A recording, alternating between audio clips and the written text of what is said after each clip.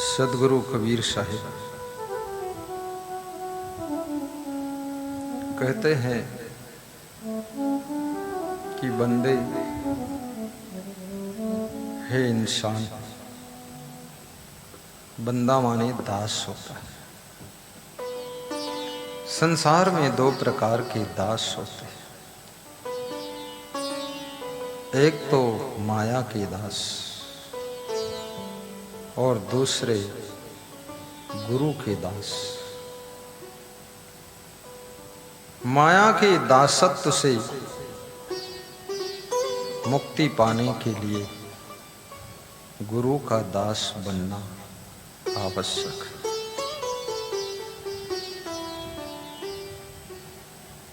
जब ये मनुष्य गुरु का दास बनता है,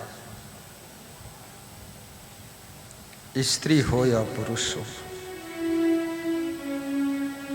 धीरे धीरे माया की दासता समाप्त हो जाती है और फिर ये जीव माया के वश में नहीं रहता है, बल्कि जीव के वश में माया हो जाती है। परंतु गुरु का दास बनना पड़ेगा। और दास का दूसरा अर्थ शिष्य भी होता है, और दास का अर्थ, दासता का अर्थ गुलामी भी होता है। जब तुम माया के दास बनते हो तो पूरी जिंदगी गुलामी करते करते बीत जाती है, और जब गुरु के दास बनते हो तो ये माया तुम्हारी गुलाम हो जाती है। फिर माया तुमको दुख नहीं देती है, फिर माया तुम्हारी परछाया बन जाती है। परंतु गुरु का दास बनना कठिन है। युगों युगों से, जन्मों जन्मों से ये जीव माया का दास रह चुका है। अब आप सोचते होंगे फिर माया है क्या? ये कितनी विकट माया है जिसमें स्त्री पुरुष, नर नारी, धनी निर्धन सभी माया का गुलाम कैसे बन जाता है। और कितने लोगों से सुना भी गया है कि माया बड़ी प्रबल है, किसी को छोड़ती नहीं। और कबीर साहब माया के बारे में कहते हैं कि माया महा ठगिन हम जाने। कबीर जैसे संत भी माया से डरते हैं, घबराते हैं और उसको महाठगनी बताते हैं। महाठगनी, केवल ठग मिल जाए तो भी तुम ठगा जाते हो, और महाठग मिल जाए तो तुम ठगाने से बच ही नहीं सकते हो। ये महाठगनी माया है। महाठगनी क्यों कहा गया? क्योंकि ये सबको ठगती है। सुर नर मुनि ही नचावे, देवताओं को भी ठग लेती है, साधारण मनुष्यों को, ऋषि मुनियों को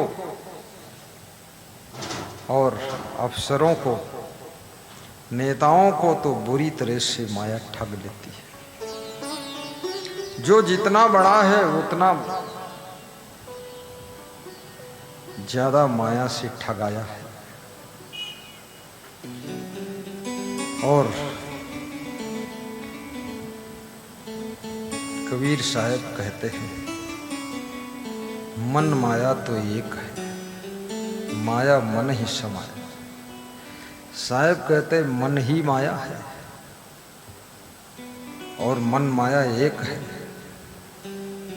और माया मन में समाई हुई है। तीन लोक संशय पड़ा, काहे कहूं समझाए। माया तो एक है और माया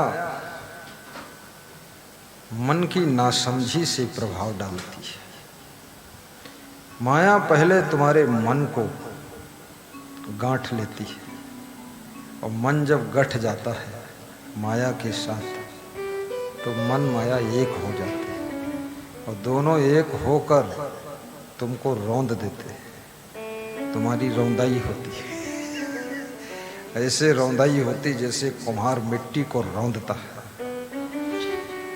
बहुत लोग रौंदे जा चुके हैं और बहुत लोग अभी रौंदना बाकी है और बहुतों की रौंदने की तैयारी चल रही है और बहुत लोग रौंद करके पूरा खत्म हो गए। अब वो खुद ही कहते हैं अब कुछ बचा नहीं, सब खत्म है।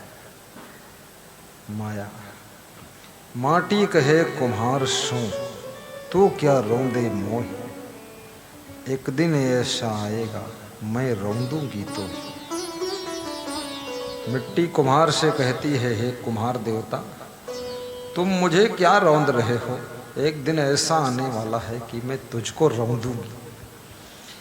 कुम्हार रोज नई नई मिट्टी को रौंदता है, पैरों से रौंदता है, फिर हाथों से लोंदा बनाकर कुल्हड़ प्याली बनाता है। लेकिन ये मिट्टी जब कुम्हार को रौंदती है तो एक बार कुम्हार मिट्टी के नीचे जाता है, ऊपर से हजारों कुंटल मिट्टी रौंद के लद के उसके ऊपर पड़ी रहती है।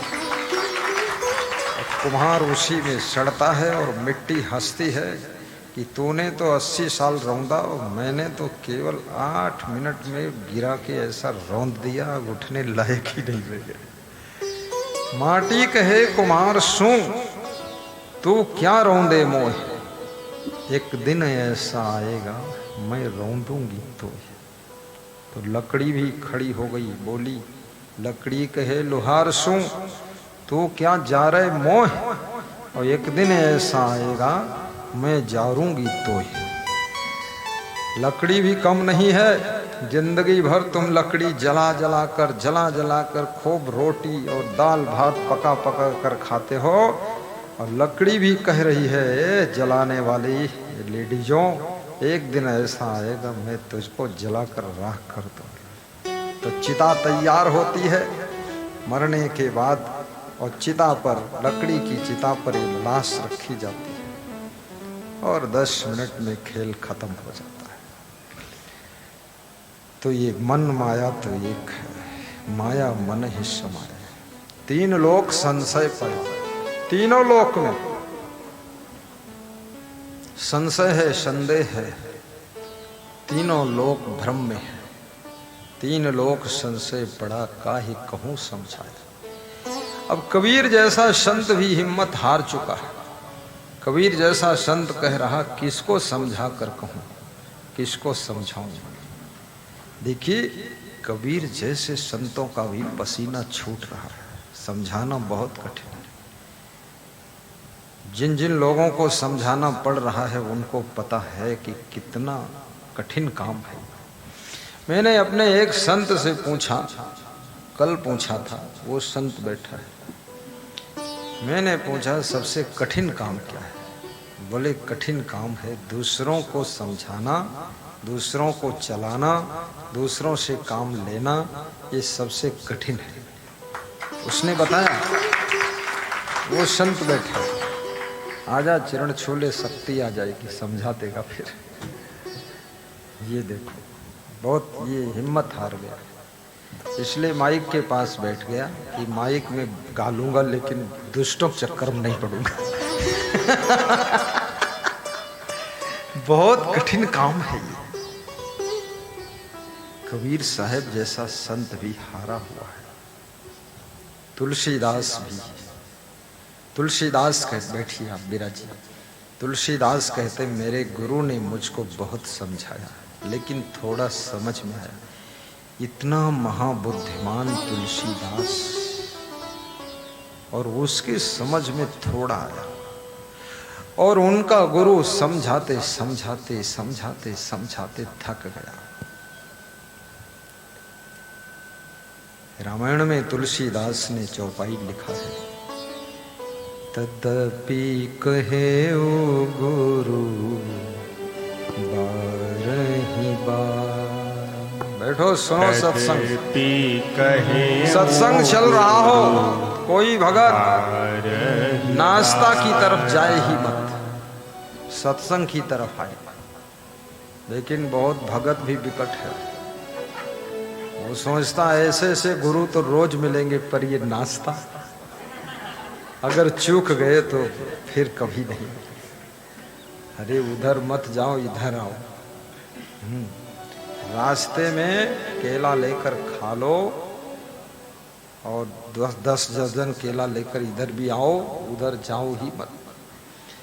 लेकिन मैं देखता रहता हूँ लोग इधर मुड़ के देखते नहीं जब तक उधर फिट नहीं हो जाते।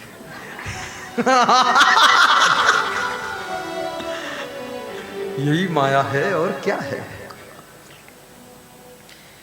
तदपि कहे ओ गुरु बारही बार। तदपि कहे ओ गुरु गाओ गाओ बारही बारा। समझे परी कछु मति अनुसारा। समझे परी कछु मति अनुसारा। तदपि कहे ओ गुरु बारही बारा। तुलसीदास रो रो कर कह रहे कि इतना बुद्धू हूं मैं, मेरे गुरु ने बार बार समझाया लेकिन फिर भी कुछ समझ में आया। तुलसीदास जैसे बुद्धिमान व्यक्ति वो भी अपनी बुद्धि का अहंकार नहीं दिखा रहे, क्योंकि अहंकार माया का परिणित रूप होता है। तुलसी कहते हैं मेरे बुद्धि कम है, और बुद्धि कम होती तो इतनी बड़ी रामचरित मानस कैसे रचते। भी आपसे कहूँ 10 चौपाई रचो तो आप दिन भर लेकर कापी कलम बैठे रहो, जो चौपाई रची है उन पर स्याही गिरा दोगे लेकिन एक भी नहीं रच पाओगे। ऐसा चौपाई रचने वाला व्यक्ति वो कहता है मेरी समझ में बहुत थोड़ा आया। तो जब तुलसीदास से महाविद्वान की समझ में बहुत थोड़ा आया तो आपकी समझ में कितना आ सकता है, ये सोचो। थोड़े में भी थोड़ा समझ में आएगा, और कितने लोग तो ऐसे महामहिम राष्ट्रपति हैं कि थोड़ा भी समझ में नहीं आएगा। तो क्या समझ में आएगा? जो पहले से समझा है कि क्या समझा है, दारू पीने में ही मजा है, वही समझ में रहेगा। बार बार सत्संग सुनेंगे पर ज्ञान अंदर घुसता नहीं है, और जिसके अंदर ज्ञान घुसे ना, प्रवेश ना हो, तो समझ लेना वो व्यक्ति माया का बहुत प्रगाढ़ गुलाम है। क्योंकि गुरु का ज्ञान जब आपके अंदर प्रवेश करता है तो माया की कठिन से कठिन जंजीरों को तोड़ना शुरू कर देता है। फिर तुम दारू छोड़ने लग जाते हो, गुटखा पुड़िया छोड़ने लग जाते हो, और फिर तुम चाय भी कम करने लग जाते हो। हर आधा घंटे में चाय पीते थे, अब धीरे धीरे सुबह और शाम पीने लगे, और इरादा है कि ये भी छोड़ूंगा। पत्नी खुश हो रही है कि पतेली चूल्हे पे हो जा सवार। गुरु की कृपा से फुर्सत मिल गई, हमारे पति की चाय छूट गई। अगर तुम बार बार चाय पीते हो तो समझ लेना आपके घर की स्त्रियों को बहुत तकलीफ बढ़ जाती है, क्योंकि हमेशा चूल्हे के पास चाय ही बनती रहेगी। इसलिए चाय की आदत भी कम कर दो, और शरबत पीने की आदत बिल्कुल खत्म कर दो। अब वो शरबत का जमाना चला गया, पियो शरबत तो उठाओ पर्वत, अन्यथा शरबत पियोगे तो शुगर हो जाएगी। और ना चाय पियो ना घर में चाय चाय करो, चिल्लाओ भी मत। ये क्रोध भी माया का एक नया रूप है। जब तुम किसी से ईर्ष्या करते हो वो भी माया का बदला हुआ रूप है। और जब चोरी करते हो ये चोरी, ये भी माया का ही रूप है। माया कोई ऐसी नहीं है जो भैंस बनकर तुमको पकड़ ले या हाथनी बनकर दबा ले। माया दुर्गुण बनकर आती है, माया विकार बनकर आती है, माया बुराई बनकर आती है, और माया अवगुणों का रूप लेकर आती है, और माया खुराफात के रूप में आती है, और माया फालतू आदत बनकर आती है और तुम्हारा चकनाचूर करती है, जिंदगी को नष्ट कर देती है। गाली गलौज का रूप धारण करके भी माया आती है, बेईमानी चालाकी का रूप लेकर भी माया आती है।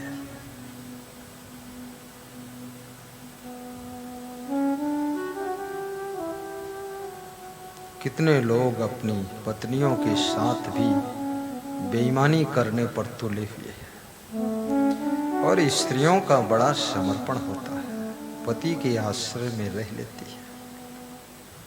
इसलिए स्त्रियों को कभी खाली हाथ मत करना, थोड़ा सा इन पर भी दया माया रखना।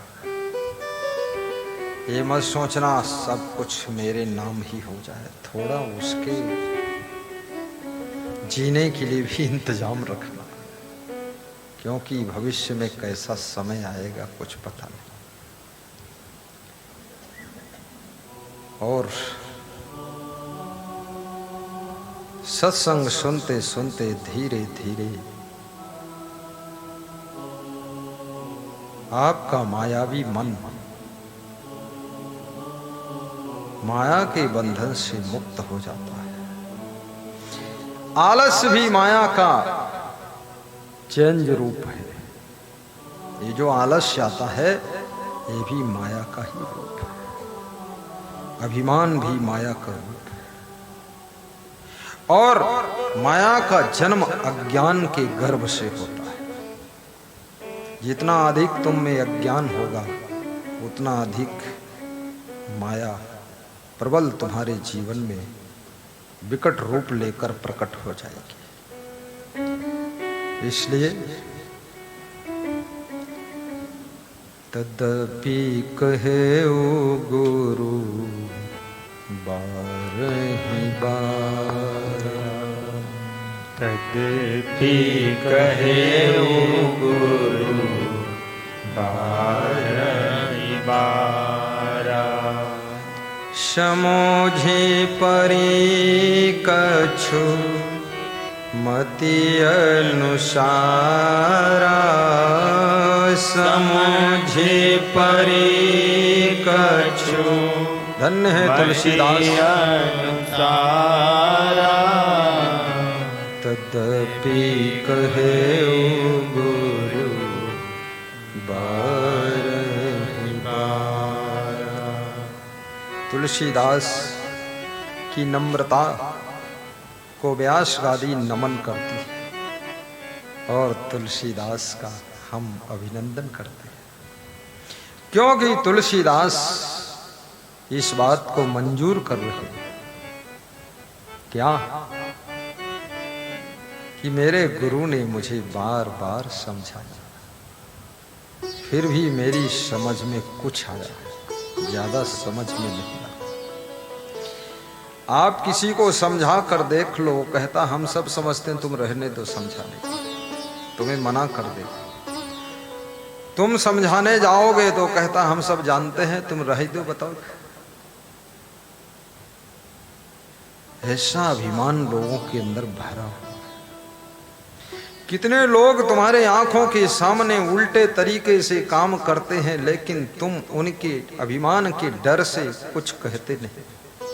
क्योंकि तुम सोचते हो अगर समझाऊंगा तो ये उलझ जाएगा, नाराज हो जाएगा। तदपि कहो गुरु बारही बार। उधर मुंह देखो, हमारी तरफ में। तदपि कहो गुरु बारही बार। बैठिए। तुलसीदास विनम्र होकर गुरु के समझाने से बार बार सुनने को तैयार है।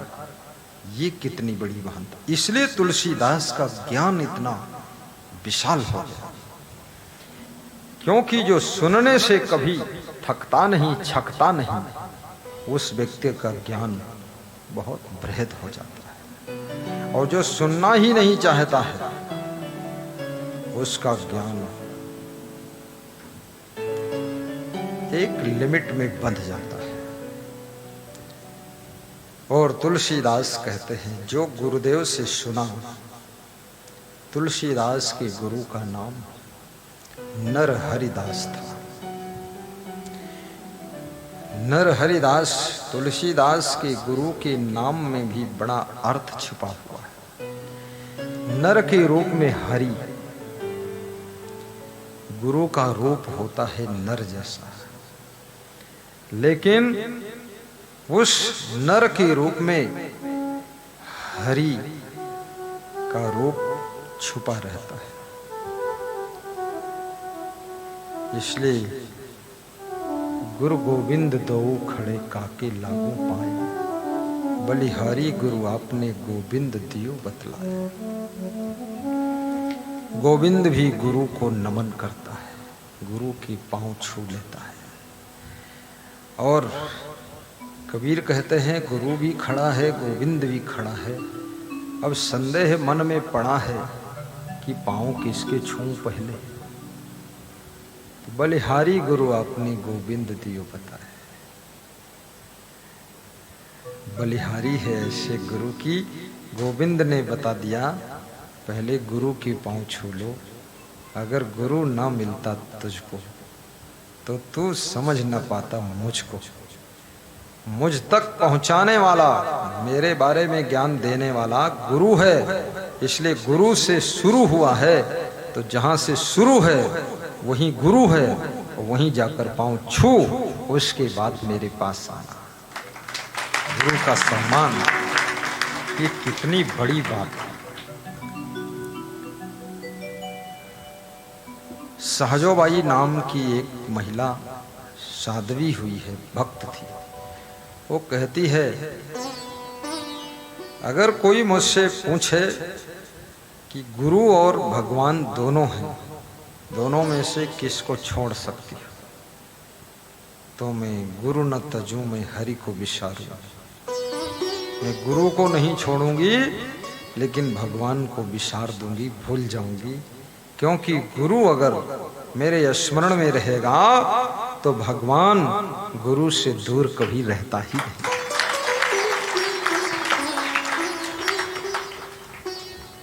नरहरिदास, ये गुरु का नाम कितना प्यारा नाम है।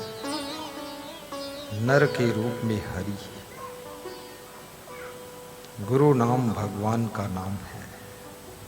गुरु भक्ति भगवान ने स्वयं कहा है।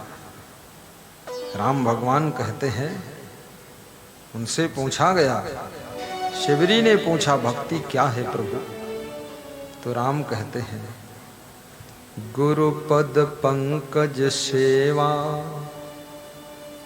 तीसर भक्ति अमान, चौथी भक्ति मम गुण गण, करे कपट तज गान।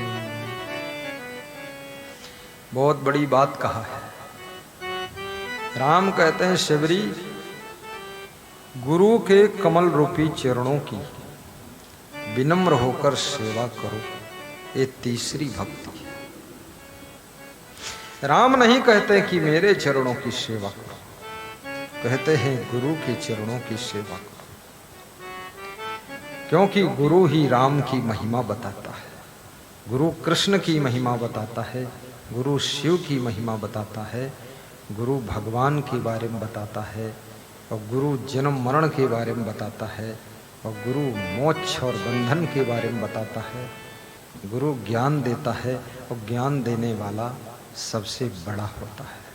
ज्ञान देने कबीर साहब ने तो इतना बहुत आखिरी दर्जे की बात कही है। कबीर ते नर अंध है। वे लोग अंधे हैं जो गुरु को कुछ और बताते और हरि रूठे गुरु ठौर है, गुरु रूठे नहीं ठौर। कबीर ते नर अंध है जो गुरु को कहते कुछ और, हरि रूठे गुरु ठौर है, गुरु रूठे नहीं ठौर। भगवान रूठ जाए तो गुरु रख लेगा, संभाल लेगा, लेकिन गुरु रूठ गया तो भगवान भी तुम्हें कूट देगा, बहुत मारेगा कि चोर कहीं के।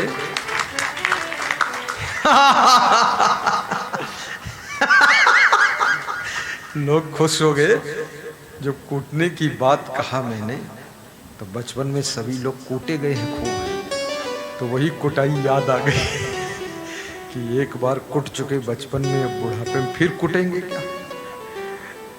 भगवान भी कूट देता है। सुगुरु गुरु गुरु ने धर्म सिखाए। मंद मंद ताली, ताली बजाना जरूरी है, मुस्कराना हंसना जरूरी है, गाना भी जरूरी है। इससे बहुत फायदा होने वाला है। सो गुरु गुरु गुरु ने धर्म सिखाए। सो गुरु गुरु गुरु ने धर्म सिखाए। दान धर्म सन्मान धर्म है, बचन हितैषी गाए। दान धर्म सन्मान धर्म है, बचन हितैषी गाए। सहित विवेक सुरक्षा जीवन, निज पद छोड़ी न जाए। सो गुरु गुरु गुरु ने बहुत सुंदर धर्म सिखाए। सो जोर से गाओ, गुरु गुरु जोर से गाइए, छत फट जानी चाहिए। सो गुरु गुरु गुरु ने धर्म सिखाए। सो गुरु गुरु भक्ति न होती, धर्म न होता, गुरु न होता, सत्संग न होता, ते भारत देश भी पूरा भ्रष्ट हो जाता। ये गुरु ने संभाल कर रखा। सो गुरु गुरु गुरु ने धर्म सिखाए। सो गुरु गुरु गुरु ने धर्म सिखाए। जब माया का प्रभाव बढ़ता है तब स्त्री अपने स्त्री धर्म को भूलने लग जाती है, पुरुष अपने पुरुष धर्म को भूलता है, साधु अपने साधुता के धर्म को भूलता है, भगत भक्ति के धर्म को भूल जाता है, सेवक सेवा धर्म को भूल जाता है, और व्यापारी व्यापार का क्या धर्म हो भी भूल जाता है, कर्मचारी अपने कर्म के धर्म को भूल जाता है, अधिकारी अपने अधिकार के धर्म को भूल जाता है, और नेता राजनीति के धर्म को भूल जाता है और घोटाला पर घोटाला शुरू कर देता है। इसलिए ये सत्संग, ये गुरु आपको धर्म की याद दिलाता है, धर्म सिखाता है, तुम्हारी रक्षा करता है, तुम्हें जगाता है, तुम सो जाते हो। मोह निशा सब सोवनहारा, मोह निशा सब सोवनहारा। देखहि स्वप्न अनेक प्रकारा,